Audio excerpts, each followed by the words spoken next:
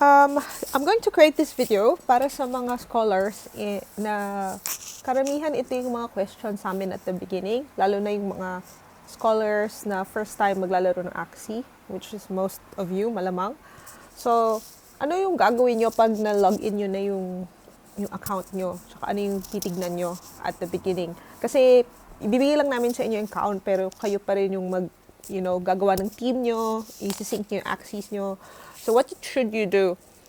The first thing is, pagdating nyo dito, empty yan.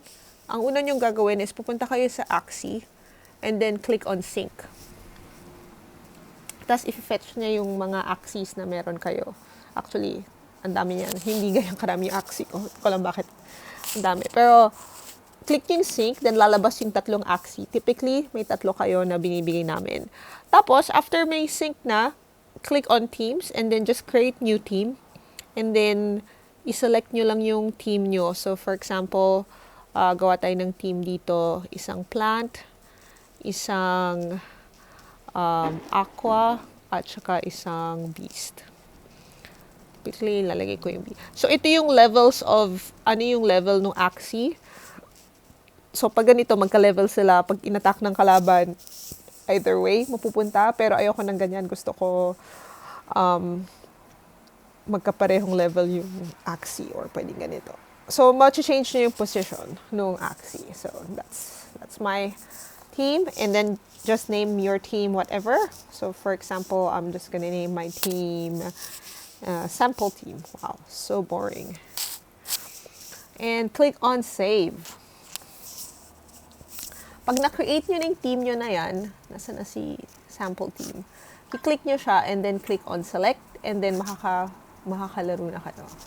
So, ano yung titignan nyo? I think na meron akong video about daily quests. So, the first thing you do is click on check-in para makuha nyo yung 50. So, you have to do check-in, win arena matches, and then adventure mode. Another tip when you're starting, kasi mababa pa yung level nyo, is yung energy na nakukuha nyo, spend it on adventure para tumaas yung level na Axie nyo. Ito, mababa pa yung level ng akit. Pero spend it on adventure para tumaas siya. Kasi pag tumaas na siya, mas mabilis na yung paglalaro nyo ng adventure. And another tip is to play in adventure na sure win kayo. So, for example, nandito kayo sa level 5 pa lang ako, no? I will just play in level 5 over and over again para makuha yung SLP. Rather than, for example, play in level 6 tas natatalo ka.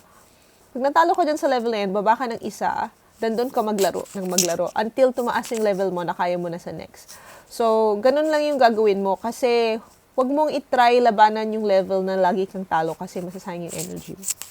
Yun, until eventually, tataas yung level mo if you just play every day and try to get the 100 every day. And then, yeah, that's pretty much it. So, ito yung typical first questions na tinatanong sa amin and hopefully that helps. Thank you. Bye!